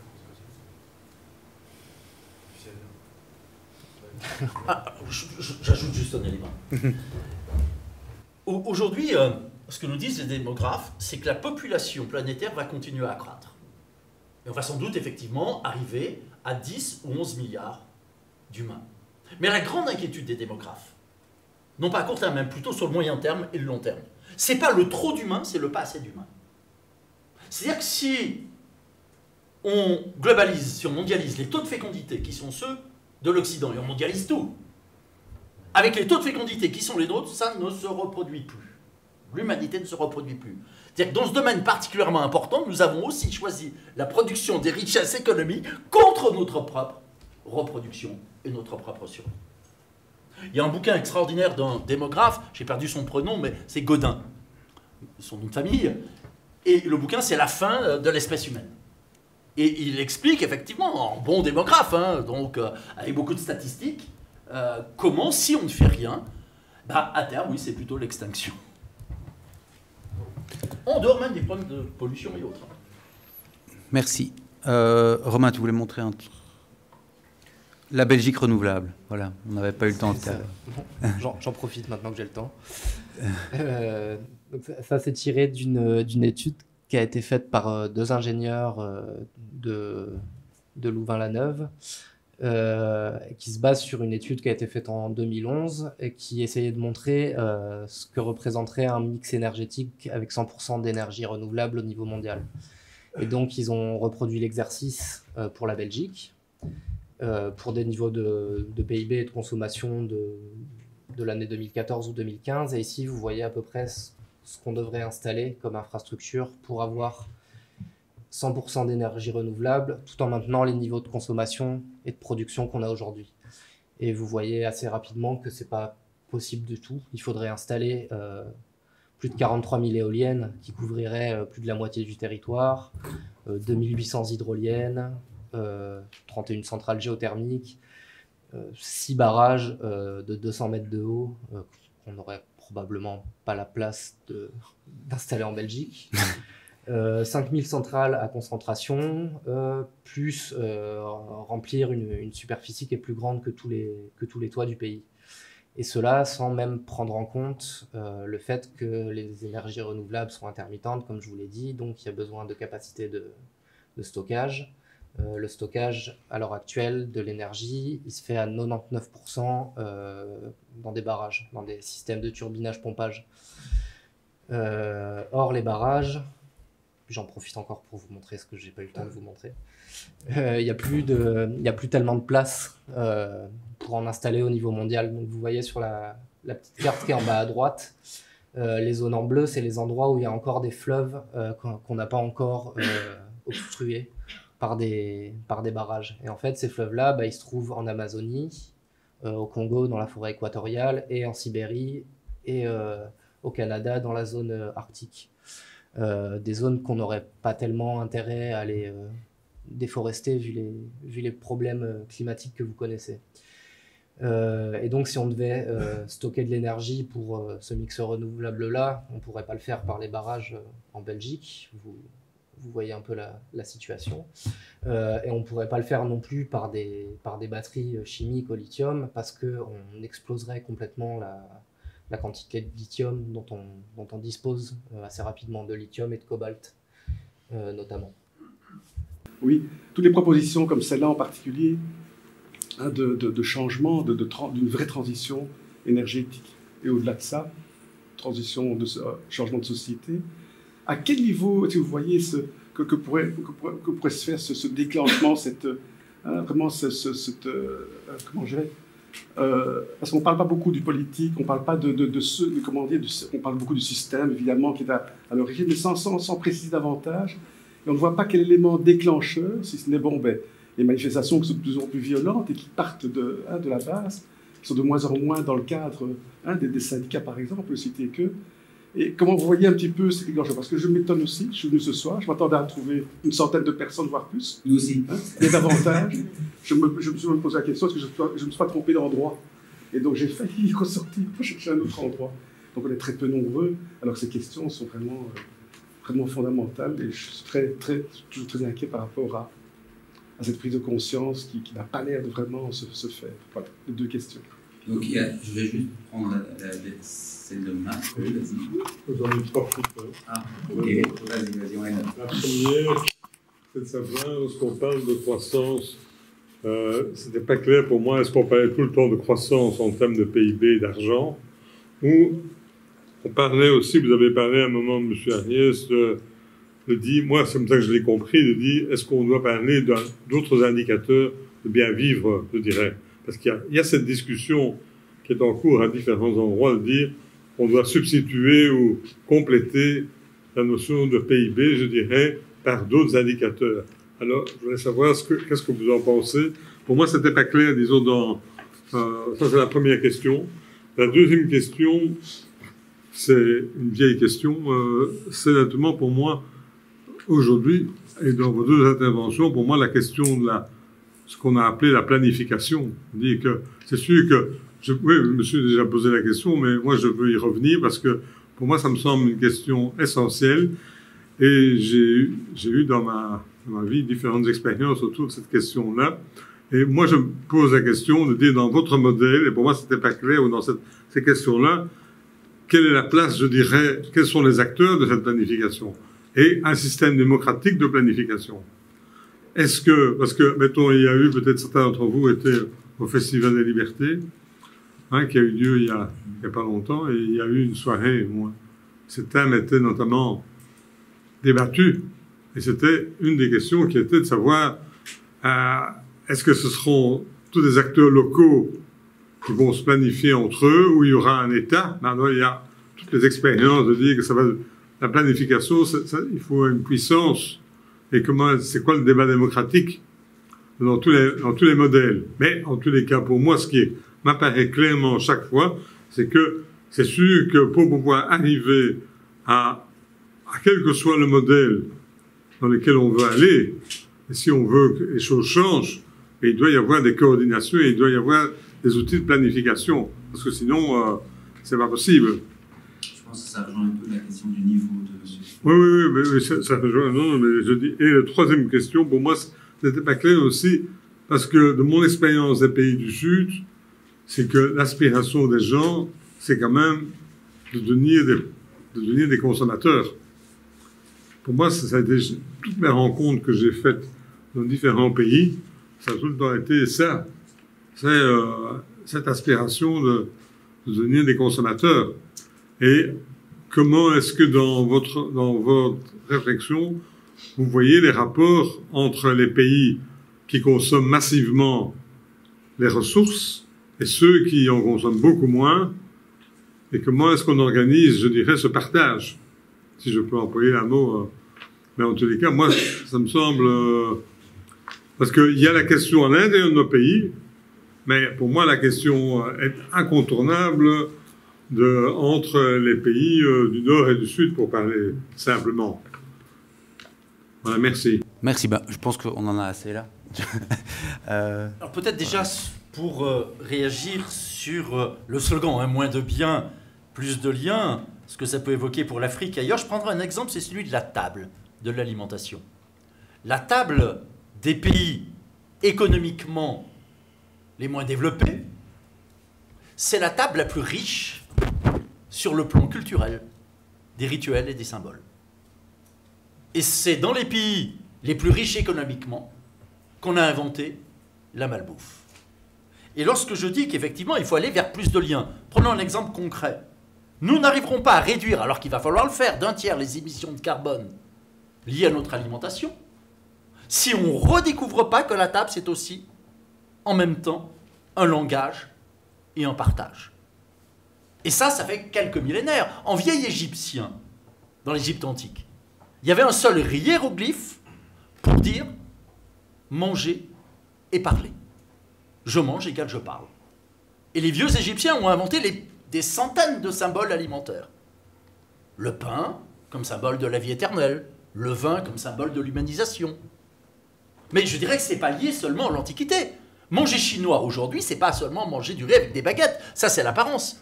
C'est savoir que chaque plat, de par sa forme, sa consistance, sa couleur, son mode de cuisson, signifie quelque chose. Que par exemple, pour un repas amoureux, il faut obligatoirement partager des mets arrondis. Parce que la sphère est le symbole de l'amour. Que pour des repas d'anniversaire, il faut offrir des mets allongés, comme un long vermicelle. Parce que c'est une promesse de longévité.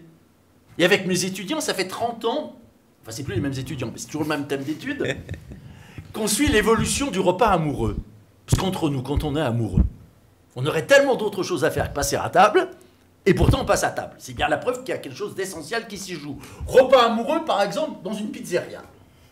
On commande 2 pizzas différentes, on les tranche, et on s'échange ces moitiés de pizza. Ça, c'est merveilleux parce qu'on est dans l'humain. Moins de biens, plus de liens. En grec ancien, il y avait un seul mot aussi pour dire manger et partager. Cette notion de partage, elle est essentielle. Le mot copain, compagnon, celui avec qui je partage le pain. Le mot ami en vieil araméen, celui avec qui je partage le sel, c'est-à-dire l'esprit. Moi, si je suis pour qu'on revienne, dans le cadre de la restauration scolaire, à un service à table, c'est aussi pour redécouvrir cette notion de partage. Voilà, c'est un exemple tout bête, mais qui montre qu'on n'est pas démunis. Quelle politique alimentaire aux côtés d'une nouvelle politique agricole? C'est le grand objectif aujourd'hui de Via Campesina, Confédération paysanne en France, Fugea en Belgique. Sur la question, là j'irai plus vite, de la croissance. Bien sûr, quand on parlait de croissance, on parlait de croissance économique, mesurée habituellement par le PIB, mais il n'y a pas de croissance économique, ça a été montré amplement, sans extractivisme. Donc c'est aussi la croissance de l'extractivisme. Et vous avez raison, on a besoin d'autres indicateurs. Et on a déjà toute une panoplie d'indicateurs macroéconomiques. Notre ami, par exemple, Jean Gadret, mais ce n'est pas le seul, hein, a publié des travaux sur ces indicateurs macroéconomiques. On a aussi des indicateurs au niveau microéconomique. Et on est en train de travailler pour les municipales en France, hein, de 2020, sur des nouveaux indicateurs qui permettraient de suivre d'autres politiques municipales. Donc oui, il faut qu'on se dote d'outils. Troisième élément, sur la question de la planification. Mais vous avez plus que raison. Je crois que on sait globalement quels sont les chantiers aujourd'hui. C'est d'avancer, j'en parlais, vers la gratuité, contre la marchandisation, vers le retour de l'idée coopérative, contre l'esprit de concurrence, le ralentissement, contre l'accélération, la localisation versus la globalisation et la planification, notamment écologique, contre effectivement le tout marché. Cette planification écologique, c'est quelque chose d'essentiel. Et j'avais, à l'occasion du centenaire, parce que vous faisiez référence aux expériences dans les pays dits socialistes, j'avais à l'occasion du centenaire de la Révolution d'octobre, donc en 2017, republié une partie de mon doctorat, enfin de ma thèse, consacrée aux expériences de la jeune Russie des soviets. Et la jeune Russie des soviets, ça a été le premier pays, on pourrait dire écolo au monde, à avoir une pensée écologique. Sauf que ça n'a pas duré. C'est-à-dire que le stalinisme a totalement laminé cette pensée-là. Et donc là aussi, je crois que c'est important de revisiter eh bien, tout ce qui a pu se bricoler, s'inventer, etc. à l'échelle mondiale. Sur la question, mais là c'est un débat vraiment sans fin, est-ce que la population des pays du Sud aspire à devenir des consommateurs? Mais bien sûr, en partie. En partie. Alors faisons attention aussi à quelque chose. J'aurais tendance à dire que très souvent, les milieux populaires ou les pauvres, on les aime bien, mais ceux d'avant ou ceux d'ailleurs. Pas trop ceux d'ici et de maintenant. Et puis j'ajouterais que on ne naît pas consommateur. On le devient, il faut même en général 2 générations. La société de consommation ou d'hyperconsommation, c'est pas une société simplement où on consomme plus que dans une autre. Ça, c'est l'apparence. La société de consommation, c'est une société qui n'est pas venue combler un manque. Avant l'hyperconsommation, il n'y avait pas rien. Il y avait d'autres façons de faire. Il y avait d'autres façons de vivre. La société de consommation, ça a d'abord été la casse des cultures populaires, des cultures rurales. Eh bien, ce qu'il faut espérer, c'est de faire renaître des cultures de ce type. Moi, j'ai toujours travaillé, bon, je me tairai après, j'ai toujours travaillé avec de nombreuses communes, communautés d'agglomération, parce que je crois que c'est important d'avoir des laboratoires. Et pour la première fois depuis quelques années, je travaille avec une région, qui est la région Martinique. Donc la région Martinique en tant que telle, avec le président de région, Serge Letchimy. Et à la Martinique, le conseil régional dit, depuis 50 ans, on promet le développement économique, on n'a connu que le mal développement. Ce qu'il faudrait, c'est développer l'autonomie dans tous les domaines. Autonomie alimentaire, autonomie énergétique, autonomie en matière de pharmacopée, etc. etc. Et ils ajoutent que la grande chance de la Martinique, des Antilles et beaucoup d'autres pays, c'est que subsistent encore beaucoup de formes de vie pré-capitalistes. Et que ces formes de vie pré-capitalistes, si les gens le souhaitent, ça peut devenir le début du commencement de ce que seraient des formes de vie post-capitalistes. Parmi ces formes de vie pré-capitalistes, il y a l'importance des relations d'entraide, de voisinage. Il y a l'importance aussi du mouvement coopératif, des mutuelles. Il y a l'importance du jardin créole, à la fois jardin alimentaire et jardin médicinal. C'est-à-dire que je crois, moi je suis effectivement pour la défense de la biodiversité agricole, mais je crois qu'il y a une biodiversité aussi des styles de vie, des modes de vie. Sauf que le système les rend largement invisibles. Et si on les rend visibles, Rimbaud disait redevenir des voyants. Hein.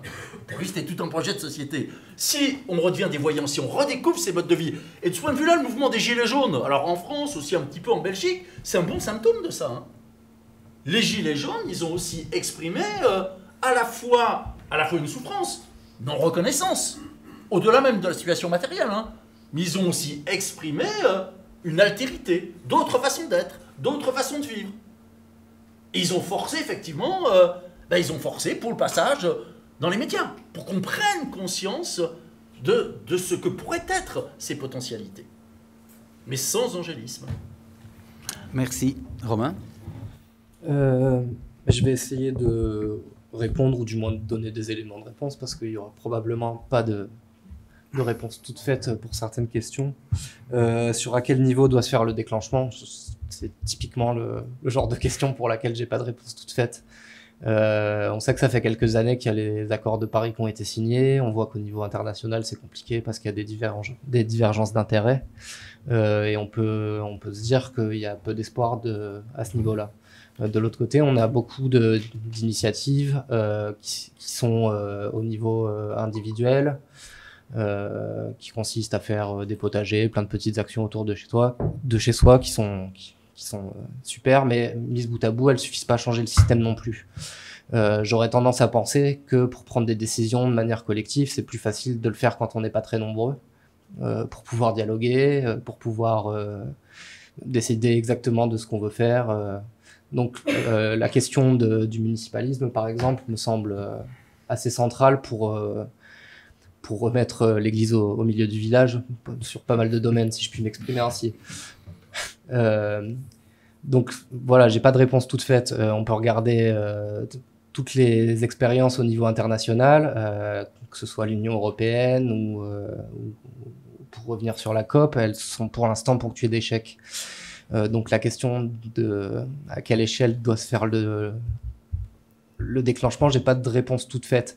Et je rappellerai simplement, et je voudrais insister là-dessus, que les initiatives qui visent seulement à être une somme de petits gestes collectifs, le colibri de Pierre Rabhi, qui est très sympathique, pour moi ça suffira pas du tout. Donc il faudra probablement agir à tous les niveaux, là où on pourra, et ce sera probablement plus facile à mon avis à des niveaux locaux, municipaux, régionaux.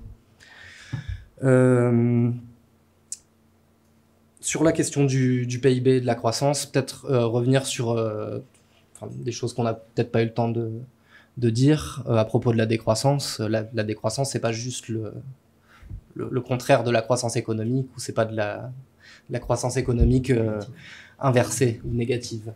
Et donc la décroissance, ça va probablement s'accompagner de la croissance de plein d'autres domaines. Si on relocalise l'agriculture et qu'on la démécanise, il va y avoir une croissance de l'emploi dans ces secteurs-là. Si on remet des services publics de proximité, comme ça a été expliqué, là, il va y avoir besoin d'une croissance de l'emploi. Si on relocalise beaucoup d'activités industrielles ou artisanales, là, on va recréer de la croissance. Donc, encore une fois, quand on parle de décroissance, c'est avant tout un slogan provocateur et un mot au but pour dire que la croissance infinie n'a aucun sens, mais la décroissance infinie n'a pas plus de sens en fait. Et sur les aspirations de devenir consommateur, oui, c'est un fait que dans beaucoup de pays du Sud, le modèle dominant et le modèle auquel on aspire, c'est le modèle occidental. Et il y a pas mal de choses qui ont fait beaucoup de mal pour en arriver à ce fait-là. Et malheureusement, le mal est fait dans beaucoup de régions. Quand on voit les grandes villes de Chine qui s'industrialisent à des niveaux encore plus importants que ce qu'on connaît ici, on est dans le cœur de la question. Mais par contre, c'est pas le cas de tout le monde. Il y a beaucoup de gens en Afrique, en Amérique latine, qui, comme ça a déjà été dit, n'ont pas pour aspiration à devenir des consommateurs. Et je pense qu'une partie de la réponse est dans le maintien de culture locale, de philosophie, peut-être même de croyances, qui nous permettent de rester dans le cadre, dans un cadre qui nous permet d'être soutenable au niveau écologique, et également de maintenir un niveau de lien social et de cohésion. Et ensuite, comment est-ce qu'on peut faire pour combattre cet état de fait? Il y a une des choses dont on n'a pas beaucoup parlé, c'est tout ce qui est le soft power au travers de la publicité, du cinéma, par exemple. Et ça fait grand mal à pas mal de pays en développement quand on leur balance des films à la gueule, où on a tous des frigos remplis de tas de choses. Et de ce point de vue-là, une des premières mesures dans un monde décroissant qu'on pourrait prendre, c'est interdire la publicité, quoi. Ce qui donnerait peut-être moins de désirs seulement forgés par le marketing, et qui nous permettrait de revenir, à mon avis, à des choses plus simples. Merci. Alors, avant de conclure, est-ce qu'il y a encore une ou deux questions? Enfin, c'est un peu le partage du temps de travail, c'est très rationnel, mais ça marche pas. Pourquoi? Parce que il faudrait aussi être dans une produire beaucoup de plus-value à l'activité économique, et donc on est dans la même logique aussi pour partager le travail. Enfin, eux défendent plutôt une espèce de revenu contributif transitionnel. Je ne sais pas si vous avez déjà entendu parler j'étais étonné de le lire récemment. Et c'est vrai que ce qu'ils proposent, c'est qu'il y ait un revenu de base, accompagné peut-être à un revenu complémentaire, qui serait valorisable selon l'épanouissement des individus à se valoriser sur des projets qui ne sont pas rentables, donc qui correspondent quelque part à un intérêt collectif, un intérêt communautaire. Et dans cette revue qui s'appelle « Gouverner la décroissance », il propose cette mesure d'emploi pour quitter la décroissance et favoriser plus le lien social, la résilience et l'émergence aussi d'une transition économique. Donc là, on parle bien d'économie circulaire, on parle bien d'énergie renouvelable, etc. Mais au-delà de ça, c'est de sortir un peu du système. Alors je voudrais savoir ce que vous pensez de ce modèle qui est valorisé par certains décroissants. Il y a encore une question. Ouais, une question. Vous avez parlé très tôt finalement l'un et l'autre de tout ce qui est numérisation, digitalisation. Moi, c'est un peu mon obsession du moment, donc j'étais étonnée que voilà, ça ne soit pas évoqué, justement en termes de déshumanisation, sachant que c'est le transhumanisme que Paul Ariès a évoqué, c'est la philosophie de l'uberisation, etc. Donc voilà, je me demandais dans quelle mesure les décroissants répondent à cela aussi. Alors peut-être, pour réagir déjà sur la question, par exemple, de la numérisation de l'école, de l'intelligence artificielle, des automatismes qui se développent de plus en plus, ce sont des enjeux considérables. Et je crois qu'on a tout intérêt à raisonner au cas par cas. Nous sommes arrivés, par exemple, en France, à constituer, mais ça n'a pas été bien plus loin, plusieurs centaines de collectifs d'usagers pour refuser l'implantation dans les postes ou dans les bibliothèques de machines automatiques. Soit machine automatique pour expédier son courrier, soit machine automatique pour rendre ou emprunter des ouvrages.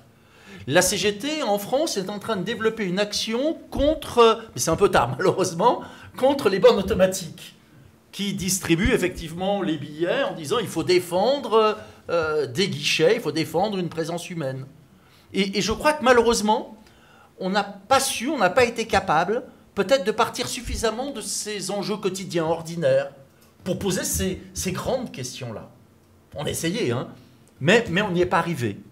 Voilà, mais on peut espérer qu'avec ce qui m'effraie beaucoup, c'est la numérisation de l'enseignement. On sait très bien que l'école numérique, notamment dans le supérieur, ça a déjà bien commencé, mais ça va se généraliser dans les 10 prochaines années. Alors ça existe aussi bien sûr au niveau de l'hôpital et autres, avec des conséquences énergétiques monstrueuses, mais je dirais aussi des conséquences humaines monstrueuses. Lorsqu'on avait lancé le mouvement pour une rentrée sans marque, contre la présence de la pub et des marques à l'école, notamment les kits pédagogiques financés par des grandes firmes, on avait aussi expliqué que nous, on n'était pas par principe contre l'informatique, mais on était contre la fuite vers l'informatisation absolue. Et on disait notamment dans les quartiers qu'on appelle en France dits sensibles, là où les enfants sont le plus en souffrance. Ce dont on avait besoin dans les classes, c'était pas de plus d'ordinateurs, mais de plus d'humains. Et on avait avancé avec des fédérations de parents d'élèves, avec des syndicats enseignants, l'idée d'un deuxième enseignant par classe. Moins de biens, plus de liens. Voilà, c'est-à-dire je crois qu'il faut qu'on démultiplie, qu'on essaye de montrer que c'est vraiment partant du quotidien, du vécu, qu'on essaye de répondre à ces questions. Sur la question du revenu universel et quelle que soit sa forme, moi je suis partisan que ce revenu de base soit donné de 3 façons. Une partie la plus faible possible en monnaie nationale, en monnaie européenne.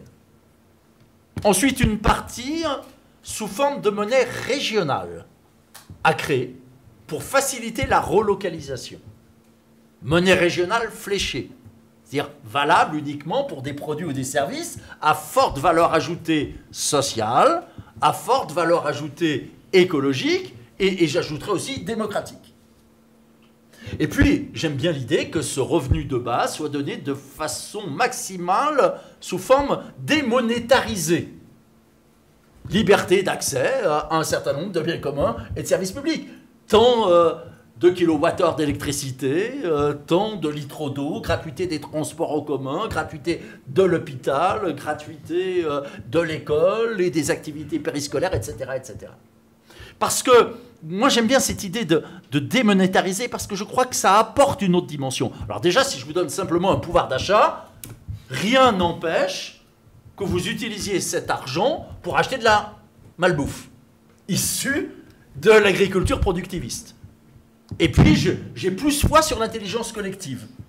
Moi, pour avoir animé plus d'une centaine de débats sur la question de la gratuité de l'eau, je peux vous assurer que lorsqu'on interpelle les gens en tant que citoyens, et pas chacun chez soi, hein, ils voient très bien spontanément la différence entre ce qui est un usage normal de l'eau et ce qui est un gaspillage. Il y a ce que Orwell aurait appelé une sorte d'essence, de bon sens populaire, qui est là. Et puis, je crois que aller vers la gratuité, c'est aussi commencer à démarchandiser, à déséconomiser la société. Et de ce point de vue-là, on a tout à y gagner. Romain. Ouais, bah sur le numérique, évidemment, il y a des conséquences environnementales qui sont connues. Le taux de croissance de l'énergie qui est mobilisée pour le secteur du numérique, c'est 8 à 9% par an. Donc ça veut dire que tous les 7-8 ans, on double la quantité d'énergie dont on a besoin. C'est juste pas possible. Et je pense que la plupart des décroissants seront d'accord avec ça. Tout informatiser, tout numériser, ça va à l'encontre du slogan plus de liens, moins de biens. Et on le voit, c'est un élément vraiment important. On est par exemple dans la campagne contre la privatisation de Belfius. Et une des questions qui revient souvent de la part du public, et une question vraiment de proximité, c'est la digitalisation des services bancaires. Le fait qu'aujourd'hui, chaque année, on ferme plusieurs centaines d'agences bancaires en Belgique, que dans des régions un peu rurales, les commerçants, les personnes âgées n'aient plus affaire à rien du tout, même plus de distributeurs, quoi. Et là, ça commence évidemment à poser des problèmes qu'on voit également dans les services publics. Il suffit de voir quand on veut acheter un ticket sous forme papier auprès de la SNCB, ça devient quasiment impossible. Et il y a des étudiants qui sont embauchés pour vous rabattre des guichets vers les machines. Donc là, on marche complètement sur la tête, quoi. Et cette digitalisation, ce qu'on constate, c'est qu'elle s'accompagne souvent de la mise à sac de nos services publics, quoi. Donc de ce point de vue-là, j'aurais plutôt tendance à dire qu'il faudrait freiner le mouvement, tout en regardant usage par usage.